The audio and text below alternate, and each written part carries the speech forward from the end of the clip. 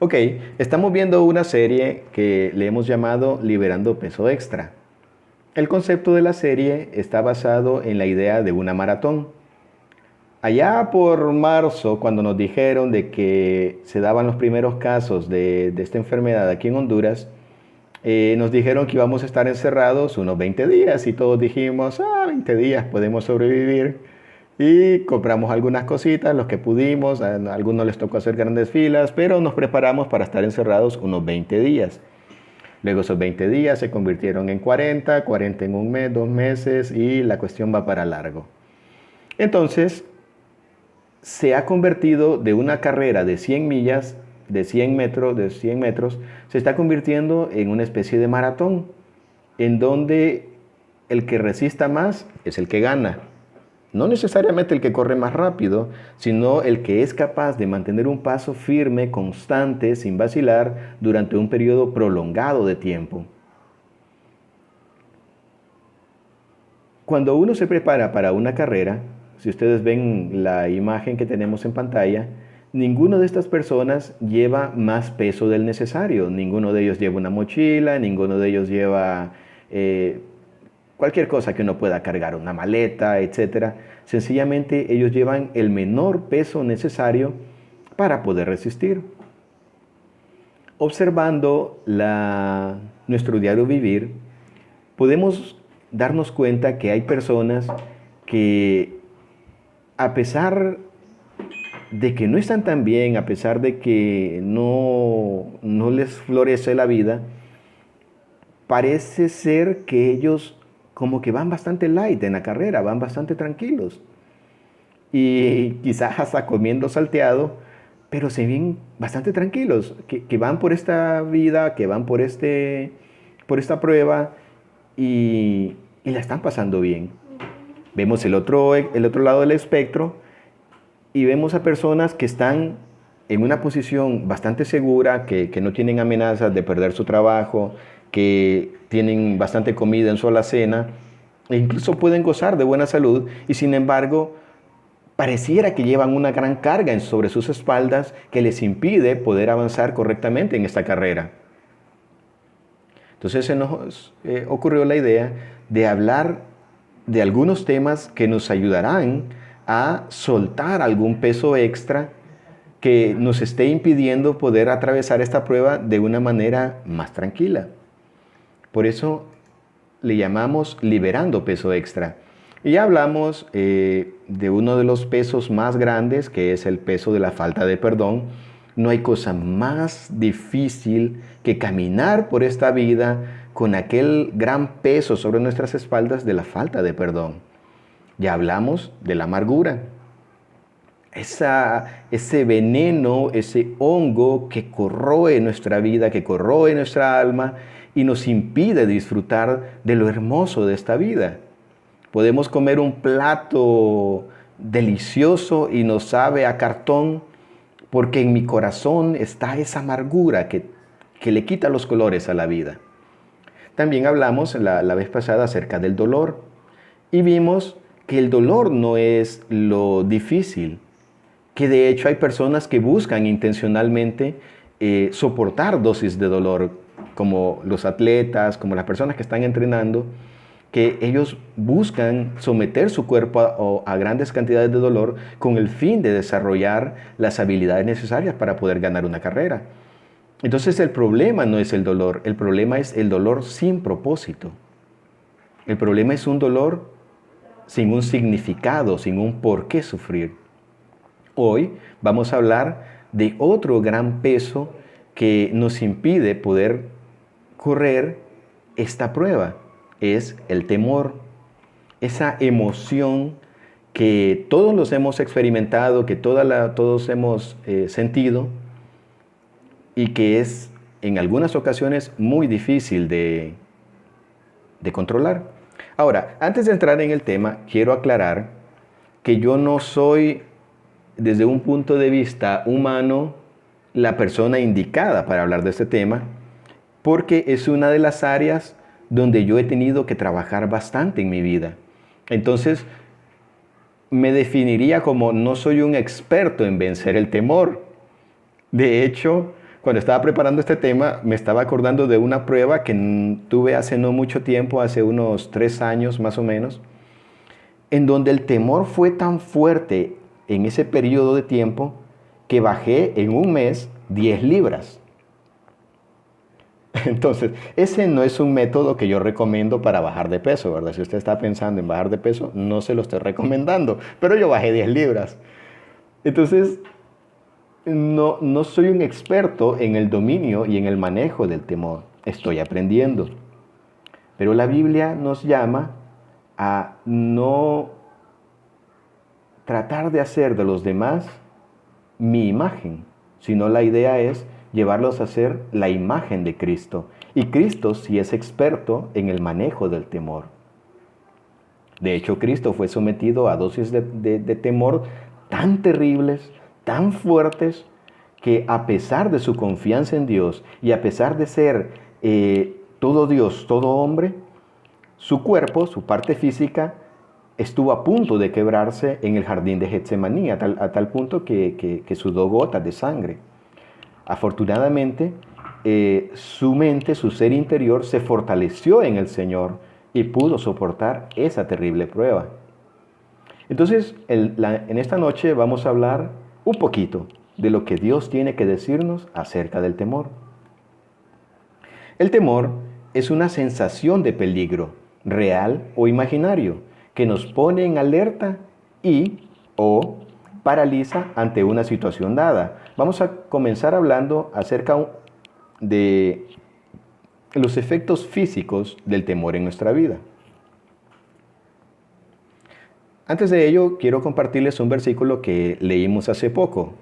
Ahorita estamos leyendo, ya para terminar casi, el libro de Números.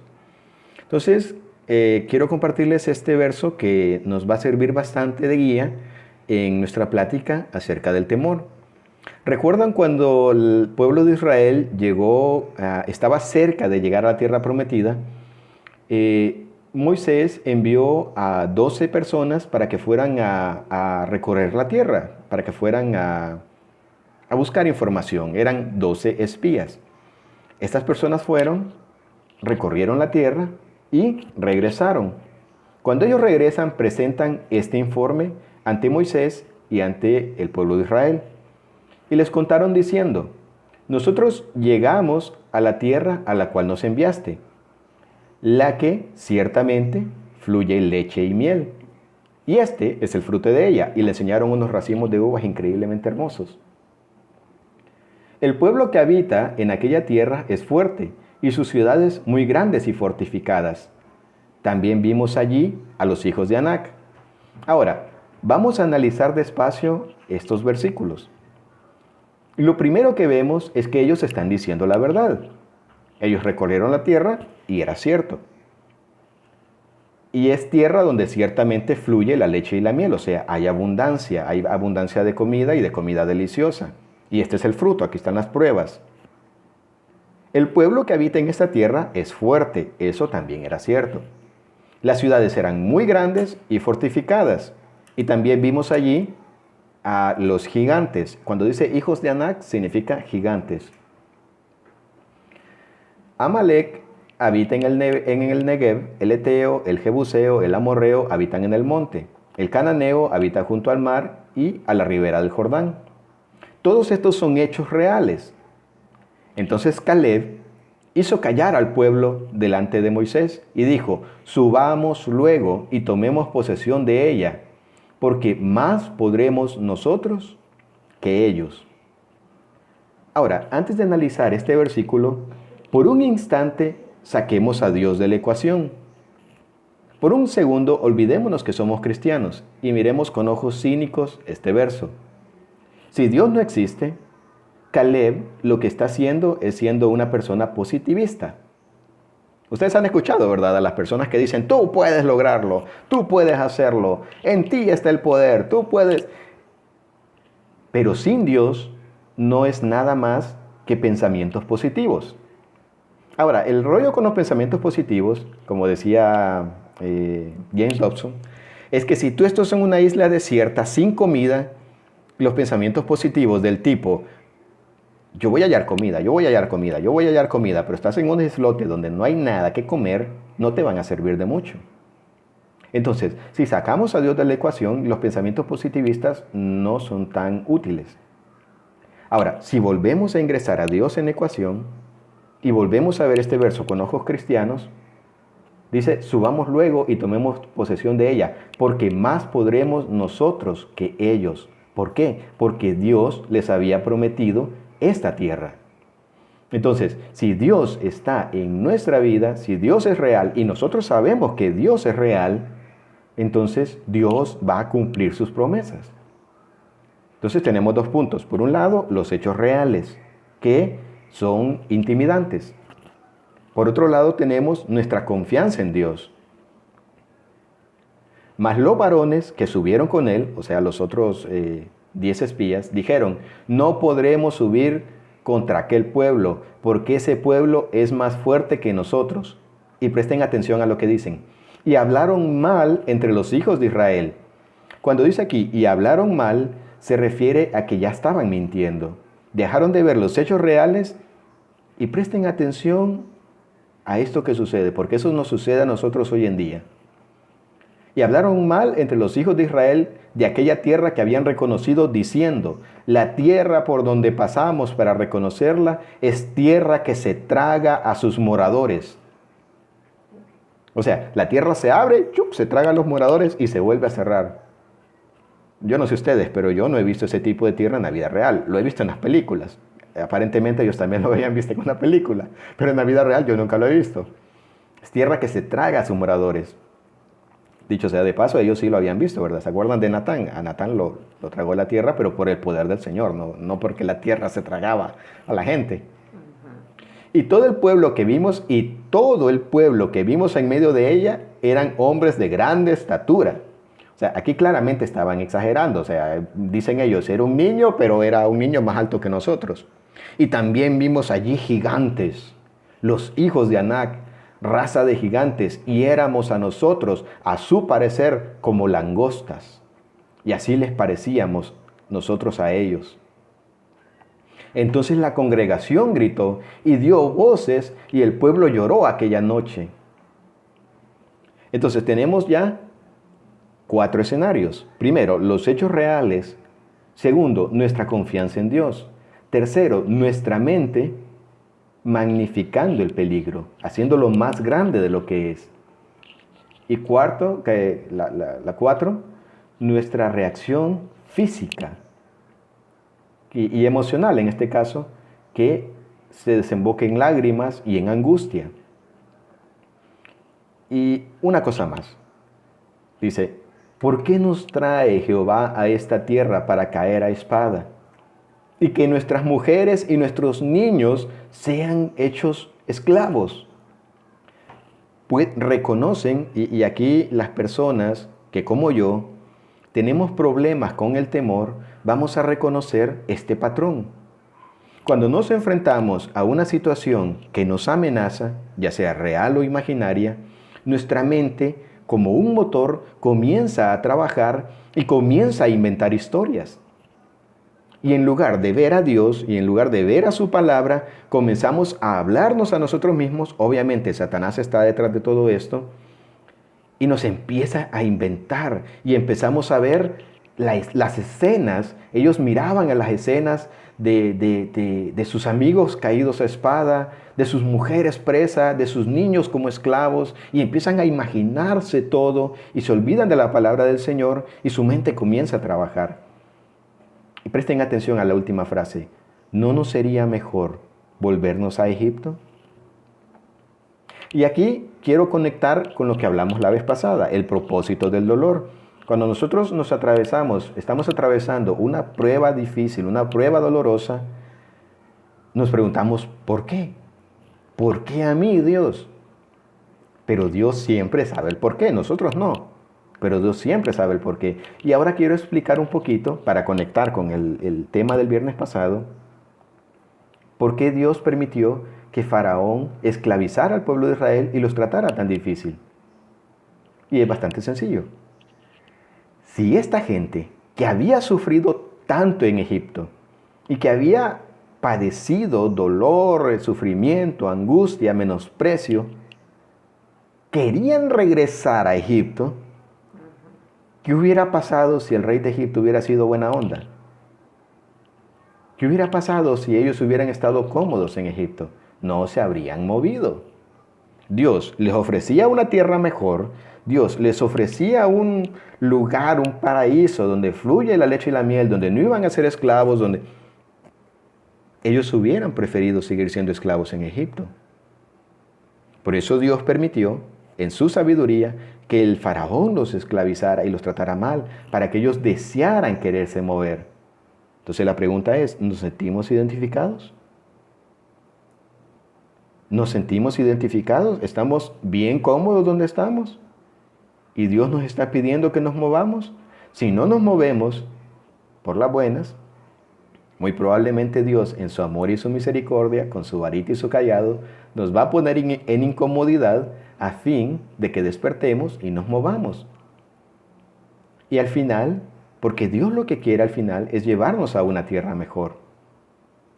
Regresemos a nuestro tema del temor. Aquí les pongo una imagen que realmente es cómica de la proporción de una langosta con una persona. Ellos dicen, vimos a los gigantes, a los hijos de Anak. A su parecer nosotros éramos como langostas. Entonces, ellos se miraban así de chiquitos y miraban a los hijos de Anak así de grandotes. Claramente, ellos estaban exagerando. El temor es una emoción básica. Aquí estamos hablando desde un punto de vista fisiológico. El temor es una emoción básica que pretende protegernos de la destrucción o el dolor. El temor es puesto por Dios desde un punto de vista natural para protegernos del peligro. Tú estás cerca de un desfiladero, de un peñasco y sientes temor, porque hay un sentido dado por Dios llamado instinto que nos quiere proteger de morir. Eso es algo natural, todos los animales lo tienen.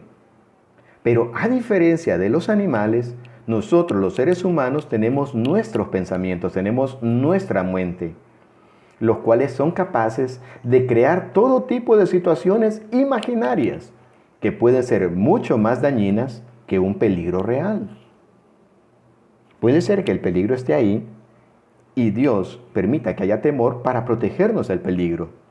Ahora, el asunto es que nuestra mente se pone a trabajar alimentada por el diablo para que ese temor se magnifique, para que ese temor se vuelva más grande. Entonces, podemos tener el temor para una situación real, temor en una situación real. Si nos encontramos en una situación de peligro inminente, nuestro cuerpo reacciona prácticamente de forma automática y es bien interesante. Es bien interesante.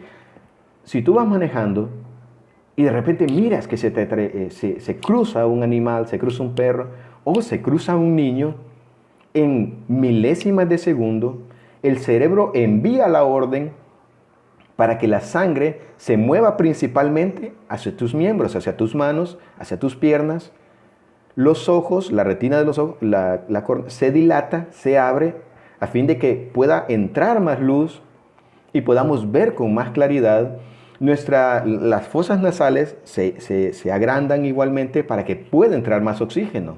El ritmo cardíaco se aumenta increíblemente y el cerebro optimiza la energía sacándola del pensamiento consciente hacia las reacciones instintivas. Todo esto funciona en fracciones de segundo y es algo asombroso. Y cuando yo lo estudio digo, Dios mío, todo esto no puede ser fruto de la casualidad. Tuvo que haber sido diseño divino, porque es demasiado perfecto. Si tú vas caminando y un perro te sale y con la intención de morder, todo esto ocurre en tu mente, pero ocurre algo más. Si tú tienes entrenado tu mente, tú puedes tener una de dos reacciones. Dice, ese se llama atacar o huir. Si tú ves un peligro inminente, tu reacción primaria es intentar huir. Ahora, si ves que puedes enfrentar el peligro o tienes tu mente entrenada lo tratas de enfrentar. Si algún día están en la selva y necesitan sobrevivir, eso es una ley muy importante. Los animales se rigen por esa ley, atacar o huir. Y ellos se rigen por el peso. Si mi contrincante es más pesado que yo voy a huir, no lo voy a atacar. Si pesa menos que yo lo puedo atacar. Eso les va a servir si algún día están en una selva. Ahora, ¿qué pasa cuando nos enfrentamos a algo no tan peligroso? Y aquí está el ejemplo hay gente que le tiene bastante miedo a una ratita.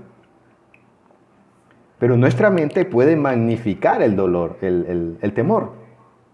Ahora bien, solo para pastillita de sabiduría, dicen los expertos que si tú le tienes miedo, por ejemplo, a este ratoncito o a una araña, lo que tienes que hacer es acostumbrarte a verlo y preguntarte a ti mismo, ¿realmente ese temor merece la pena? O sea, ¿realmente puede hacerme tanto daño ese ratoncito? O sea, si lo miras desde cierto punto de vista, es un conejo pequeño. Y puedes enfrentar tu temor. Ahora, el problema es cuando tu temor se basa en una situación imaginaria. Nuestro cuerpo no es capaz de distinguir una situación imaginaria de una real. Así que él reaccionará del mismo modo. Ahora, ¿cuál es el peligro aquí? Que si tú tienes una situación imaginaria de temor, que te produce temor, tu cuerpo va a hacer exactamente lo mismo. Tu cerebro va a dar las mismas órdenes, va a mandar la sangre a tus manos, va a mandarle a los ojos que se abran, va a mandar a la raíz y a la nariz que se expanda y tu corazón va a comenzar a latir fuertemente. Pero no va a haber necesidad de usar esa explosión de adrenalina.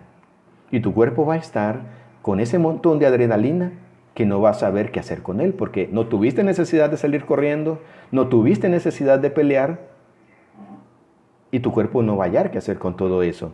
Este tema es tan importante que si el temor es demasiado grande por demasiado tiempo, el cuerpo comienza a tener lo que es conocido como enfermedades psicosomáticas. Y entonces ya empiezas a tener problemas por la noche, que no puedes dormir, que tienes pesadillas, que incluso puede desencadenar en cuestiones cardíacas, etc. Entonces el tema del temor es muy importante, no solo desde el punto de vista espiritual, sino también desde el punto de vista físico. Ya que, siguiendo con la lectura, al no ser desde una situación real, lo único que el cuerpo logra hacer es gastar recursos y agotarse a sí mismo. Y aquí caemos de nuevo a nuestra realidad. ¿Sabes qué vas a lograr si te estás estresando, si te estás teniendo temor? ¿Sabes qué es lo único que vas a lograr? Que tu sistema inmunológico se deprima.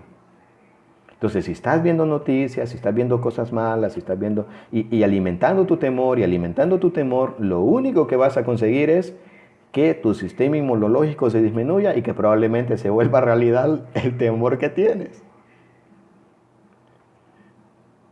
No digo que no haya que ver noticias, es importante estar informado.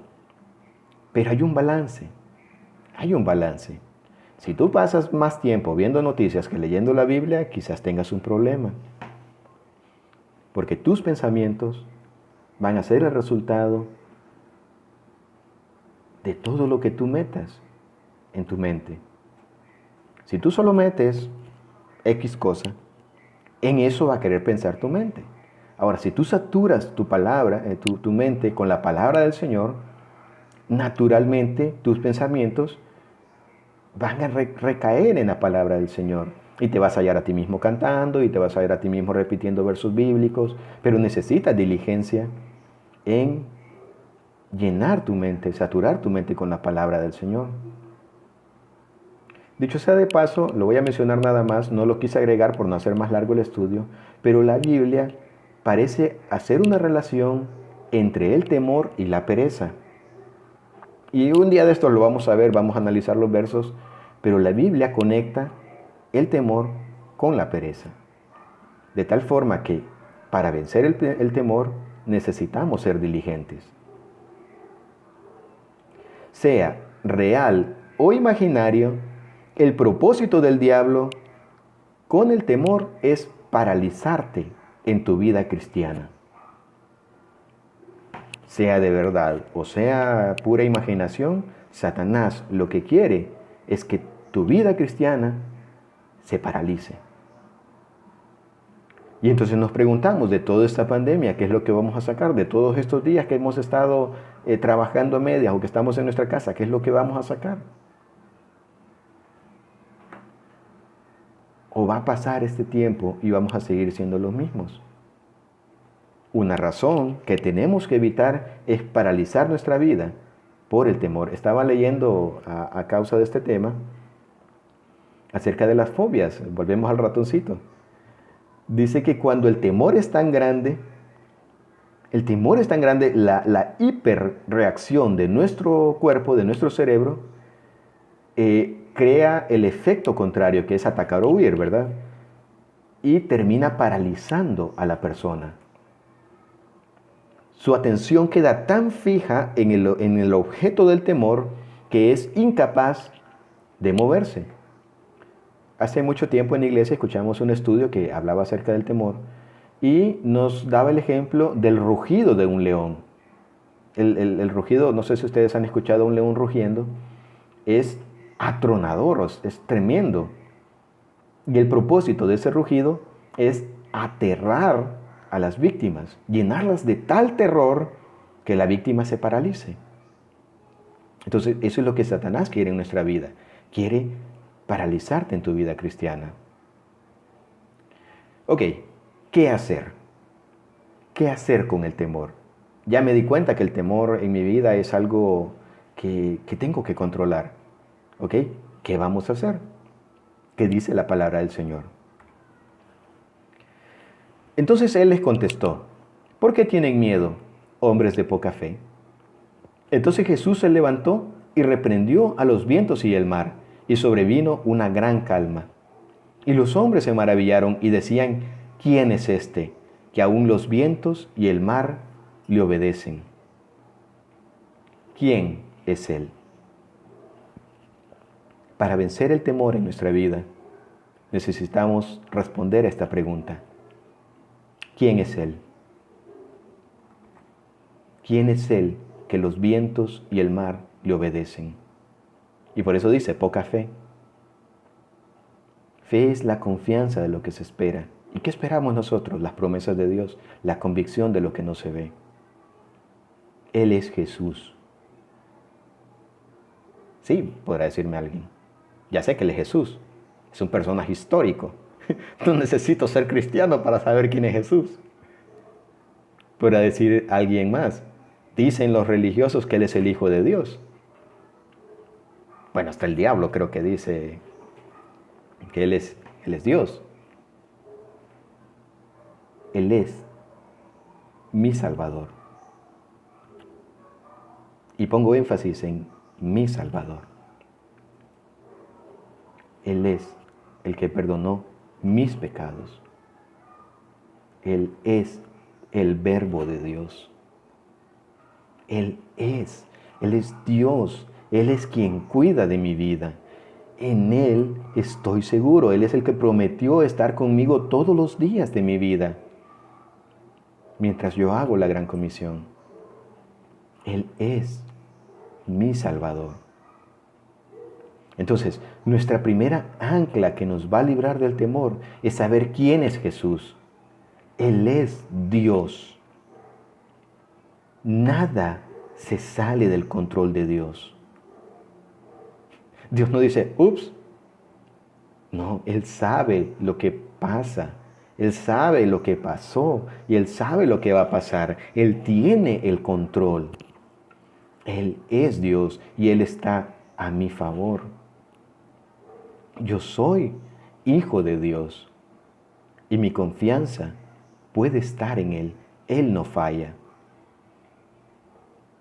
En el amor no hay temor, sino que el perfecto amor echa fuera el temor. Porque el temor lleva en sí castigo, de donde el que teme no ha sido perfeccionado por el amor. El perfecto amor. Hermanos, aquí está una de las armas más grandes del cristianismo. Si quieren, mírenla como una espada de oro, capaz de atravesar las mentiras de Satanás. El perfecto amor. Dice que donde hay temor, hay castigo. Aquí habla de la ley. Aquí habla de ser salvo por obras. El que cree que va a ser salvo por obras tiene temor porque no sabe si las obras van a ser suficientes. Pero el perfecto amor, el perdón de Dios, es la mejor arma, o una de las mejores armas que tenemos en la vida cristiana. Y lo voy a decir así: soy acepto en el amado. No importa lo que yo haga, no importa cómo me comporte, no importa el camino que tome, no importa las decisiones que haga, no importa, soy aceptado en Dios.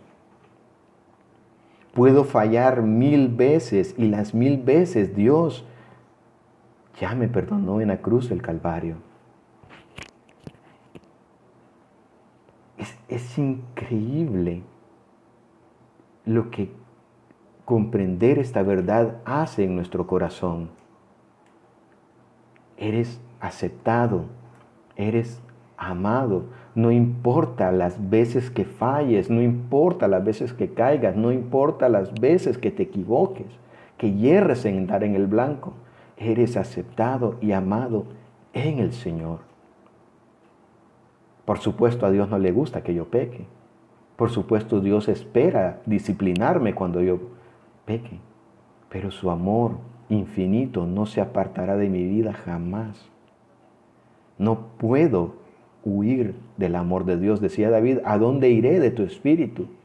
Si bajo a lo profundo, ahí estás tú. Si voy a lo alto, tus ojos me ven. Si voy al oeste, ahí estará tu presencia. Si voy al este, tú estarás conmigo. No puedo huir del amor de Dios. Pablo decía, es tan ancho, es tan alto, es tan profundo. Yo oro, yo le pido al Señor que ustedes comprendan el amor de Dios que está a favor de los que aceptaron el regalo de salvación. Entonces, si Dios me ama, si su amor es tan envolvente, si su amor es tan perfecto, es tan profundo, ¿por qué tengo que tener temor? ¿Por qué, hermanos, yo voy a tener temor?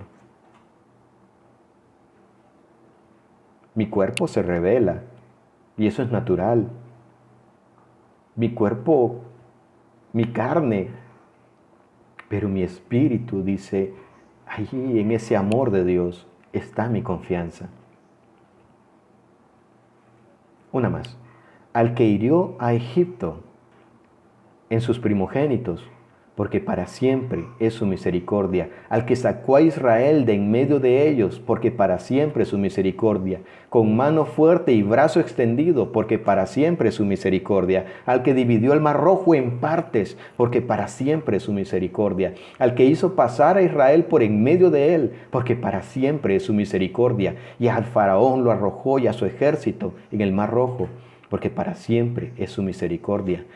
Al que pastoreó a su pueblo por el desierto, porque para siempre es su misericordia. Recuerda sus maravillas. Dios abrió el mar rojo.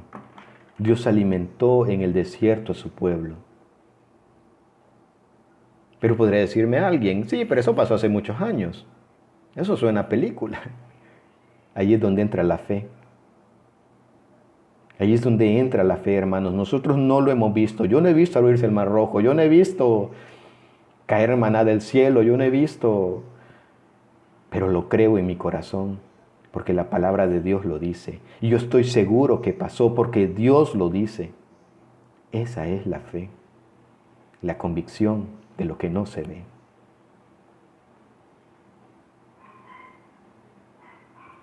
Pero también, cuando ya tenemos algunos años en nuestro recorrido cristiano, Dios se manifiesta en nuestras vidas.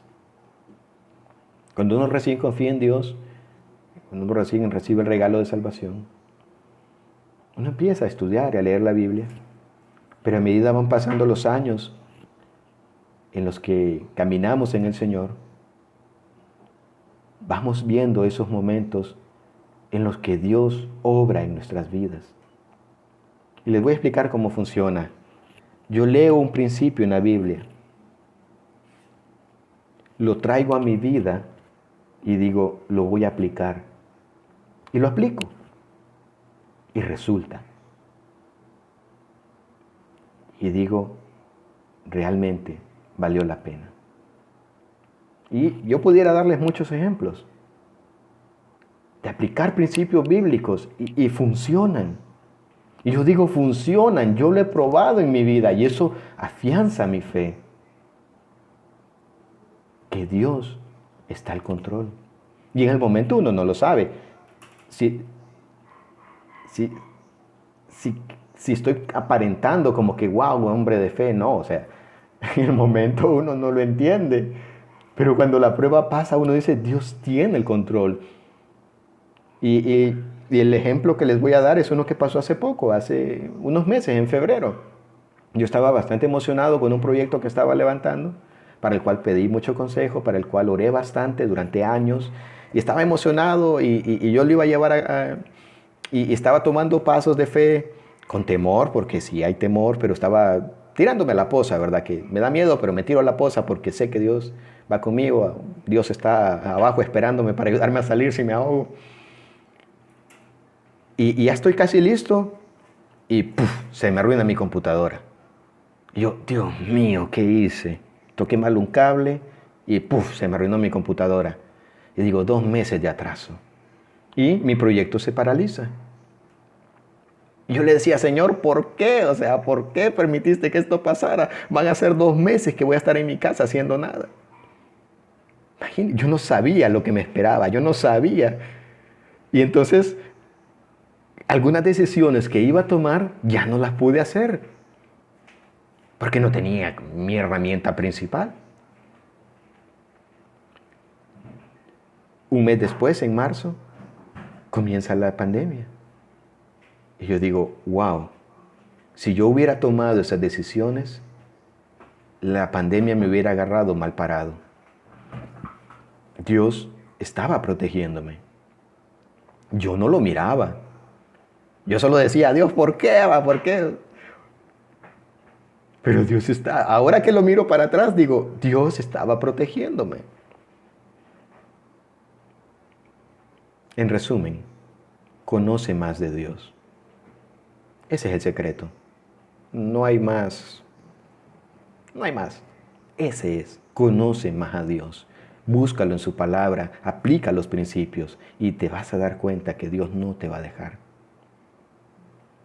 Aunque ande en valle de sombra de muerte, no temeré mal alguno.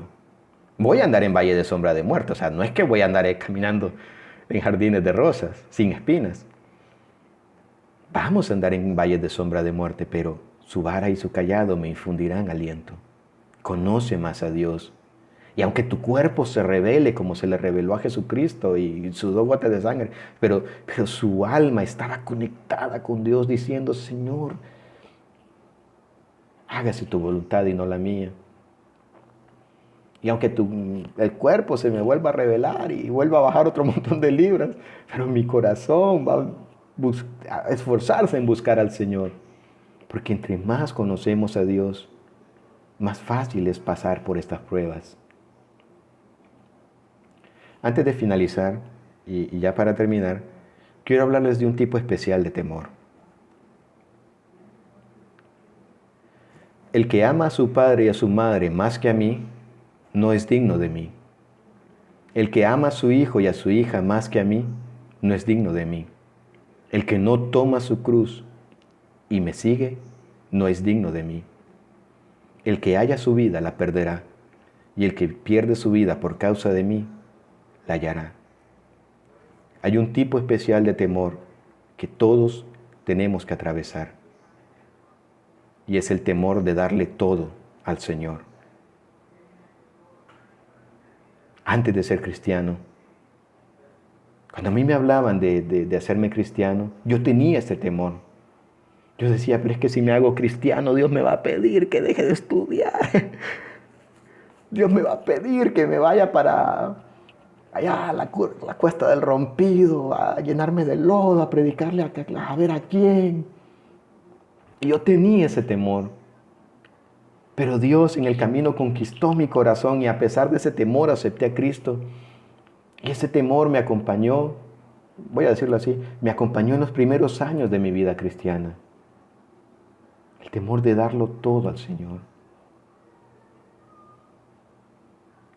Llegó un momento en que yo dije, a medida uno va conociendo al Señor, Dios, estoy dispuesto a darlo todo por ti. Señor, toda mi vida te pertenece. Y esto uno lo puede hacer cuando se da cuenta que Dios tiene algo mejor para nosotros. Hermanos, yo doy testimonio que a mí el Señor me ha sorprendido con la familia que me ha dado. Me ha dado muchísimo más de lo que yo esperaba. Porque yo obedecía al Señor. No perfectamente, hubieron muchas veces que yo me salvé porque el Señor me salvó, no porque... Pero Dios me mantuvo esperando a mi familia, a mi esposa.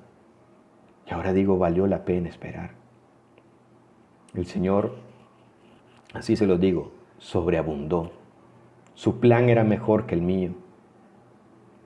Y así en varias áreas de mi vida. Yo tenía mi plan y Dios me dijo, renuncia a él, yo tengo otra cosa para ti. Y a veces no lo he hecho, pero las veces que lo he hecho, y ahora que miro hacia atrás me doy cuenta, su plan era mejor. Una y mil veces tomaría las mismas decisiones y otras las tomaría mejor. Hace un par de días estábamos con mi familia buscando algo que ver en televisión. Y hermanos, yo sé que ustedes saben lo difícil que es hallar un buen programa para ver en la televisión. Al final terminamos buscando una película que se llama El progreso del peregrino. Se la recomiendo.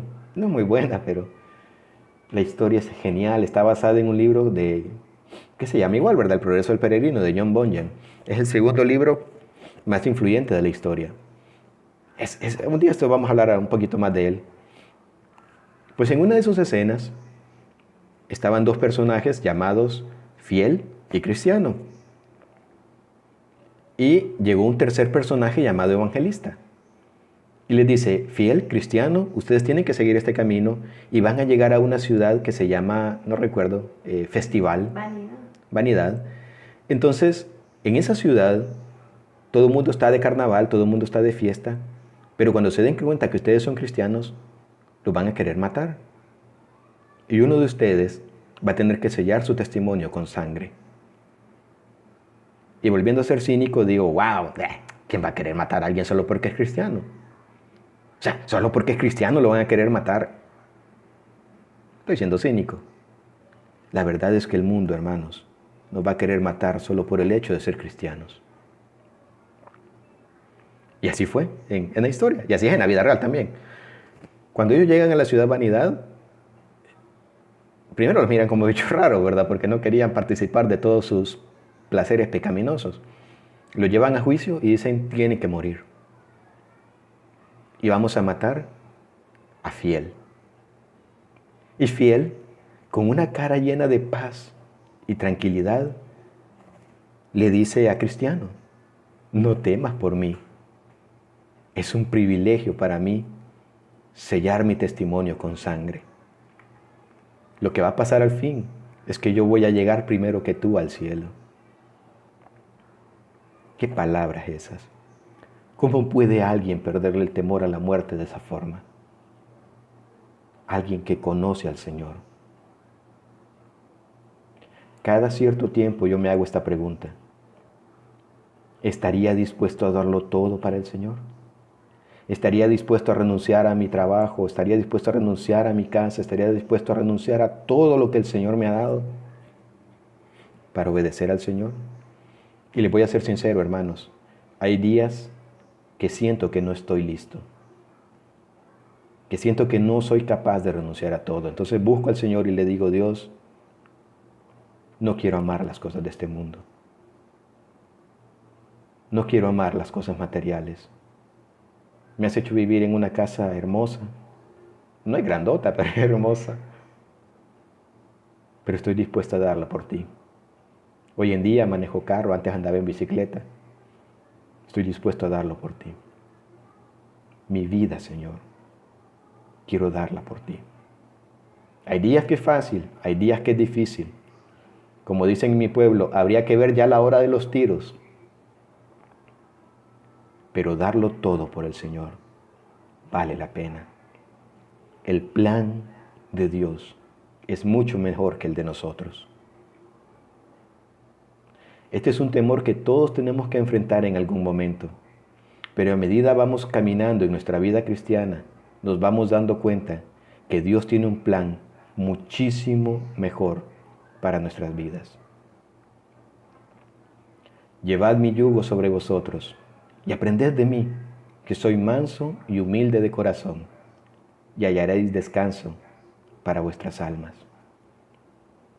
Este verso, hermanos, este verso tiene que ser realidad de nuestra vida. Si sentimos que la carga es demasiado grande, si sentimos que el peso es muy grande, algo no anda bien. Busquemos ayuda en el Señor. Busquemos ayuda en hermanos fieles y maduros que nos den dirección. Porque nosotros como hijos de Dios tenemos derecho a hallar descanso para nuestras almas en esta vida. No va a ser un jardín de rosas. Va a ser duro, van a haber momentos que, bueno, si lo vemos en el caso de Cristo. Pero el gozo y la paz del Señor nos acompañarán de una manera u otra en nuestro corazón. Y hablaron a toda la congregación de los hijos de Israel diciendo, la tierra por donde pasamos para reconocerla es tierra en gran manera buena. Si Jehová se agradare de nosotros, Él nos llevará a esta tierra y nos la entregará, la tierra donde fluye leche y miel. Por tanto, no seáis rebeldes contra Jehová, ni temáis al pueblo de esa tierra, porque nosotros los comeremos como a pan. Su amparo se ha apartado de ellos, y con nosotros está Jehová. No les temáis. ¿Qué voz vas a escuchar? ¿La voz de los 10 espías? ¿La voz de tu mente? ¿O la voz de la palabra del Señor? Escoge la palabra del Señor. Hermanos, no crean que es fácil compartir este tipo de temas. Sobre todo porque después de que uno comparte estas cosas, vienen los problemas y viene el diablo y le dice, ¿te acordás lo que dijiste aquella noche? Vaya, ahora tenés que demostrarlo. No es fácil, hermanos, lo hago de todo corazón por amor a ustedes. Y también para refrescarme a mí mismo que Dios está al control de mi vida. Y Él tiene un plan muchísimo mejor para nosotros. ¿Me acompañan en oración? Señor, gracias porque conocerte a ti es lo mejor que podemos hacer como cristianos. Invertir nuestro tiempo, Dios, que no es nuestro tiempo, es tuyo, que tú nos lo has dado, en buscar tu palabra, en buscarte a ti, es una de las mejores inversiones que podemos hacer. Te pido, Dios, por los hermanos, por mi familia y por mi vida, líbranos del temor. Tú conoces mi corazón, Dios. Tú sabes que estas palabras que hoy comparto, las comparto de tu palabra, Dios, porque yo también estoy aprendiendo. Y necesito aprender mucho, a confiar en ti, a saber de que tú eres, Dios, nuestro sustento y nuestro cuidador. Gracias por esta noche. Bendice el resto del tiempo. En el nombre de Jesús. Amén.